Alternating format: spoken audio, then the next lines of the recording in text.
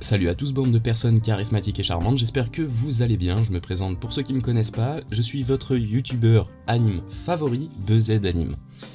Aujourd'hui, comme vous avez pu voir, je vais parler de 5 animes à ne surtout pas regarder en famille. C'est une liste faite par mes soins, il y a sans doute beaucoup d'autres animes dans le genre.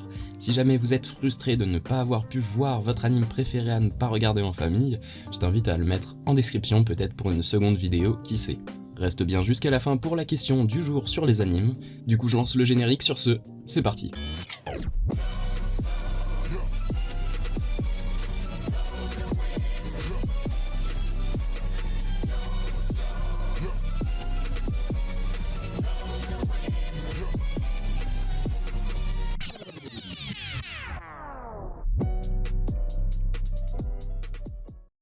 Bon, on va pas prendre 10 ans avant de commencer cette vidéo et le premier anime n'est autre que Prison School. Prison School, c'est simple à expliquer. Un lycée réservé seulement aux femmes ouvre pendant une année test aux garçons. Seulement, il n'y a que 5 places. Kiyoshi fait partie de ces 5 personnes, seulement 5 garçons pour un lycée rempli de filles, surtout que sur les 5, 4 sont des pervers, il va leur arriver plein de choses comme être les détenus de leur propre lycée, d'où le nom Prison School.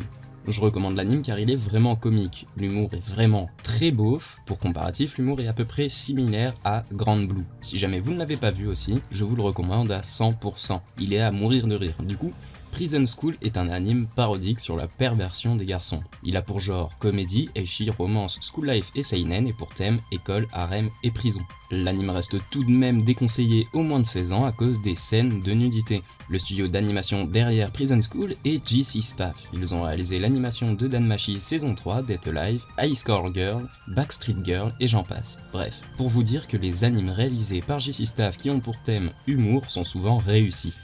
Pour ce qui est des plateformes disponibles, il y a ADN, Wakanim et Netflix. On passe de suite à Redo of Healer, un anime de cette saison qui est vraiment très trash, que ce soit niveau sang que niveau sexualité. Au programme de l'anime, viol, sexe, drogue, esclavage, harem et j'en passe. Du coup je pense que vous comprendrez pourquoi cet anime ne doit pas être regardé en famille. Pour quel genre de personnes passerez-vous aux yeux de votre famille si vous leur conseillez Redo of Healer? Mais ce n'est pas grave car les animes que je vous conseille, vous ne les regarderez pas en famille.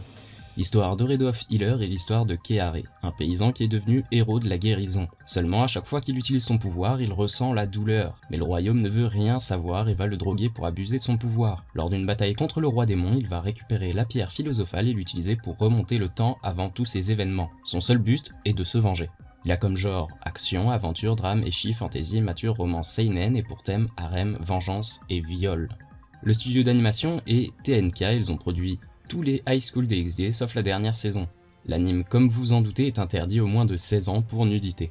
Il est disponible sur aucun site, donc vous n'avez qu'à rechercher Redo of Healer Vostfr sur Google et vous le trouverez. Sur ce, on passe à Peter Grill Tokenja no Jikan. Je vais faire vite car l'anime n'est pas non plus super long. On raconte l'histoire de Peter Grill, l'homme le plus puissant de la planète, il est fiancé et tout se passe bien pour lui. Seulement, de nombreuses femmes veulent son sperme, pour avoir des enfants forts et puissants. L'anime est basé sur un humour simple mais qui fait le taf, je ne l'ai pas trouvé si drôle quand même, mais quand même sympathique. Il a pour genre aventure, comédie, ecchi, fantasy, mature, romance et pour thème adultère, harem et monster girl. Le studio d'animation est inconnu et c'est disponible sur ADN. Le prochain anime est Monster Musume, un monde dans lequel les centaures, les harpies, les sirènes, les serpents à buste humain existent. Nous allons suivre l'histoire de Kurusu, un homme de 20 ans chargé d'intégrer Miya, un serpent à buste de femme. Seulement les deux se rapprochent mais les relations entre les humains et monstres sont très strictes. Un anime comédie ecchi simple mais efficace, vous n'aurez jamais autant aimé les monstres de votre vie. Aucun monstre n'est de type masculin, je trouve ça quand même bizarre mais bon, c'est pas grave. Il a comme genre comédie, ecchi, fantasy, romance, seinen, slice of life et surnaturel et pour thème harem, monster girl et quotidien. Toujours interdit aux moins de 16 ans pour nudité. Le studio d'animation est Lerche, ils ont produit Classroom of the Elite, Assassination Classroom, Radiant et j'en passe. Bref, Monster Musume est disponible sur Crunchyroll et on passe au prochain anime. Et le prochain anime n'est autre que Shinmei Mao no Testament. L'histoire est simple, toujours Basara, après le remariage de son père, a 2 belles sœurs. Seulement, elles ne sont pas normales. Mio est la prochaine reine démon et l'autre est une succube. Il va devenir maître de Mio et créer son harem.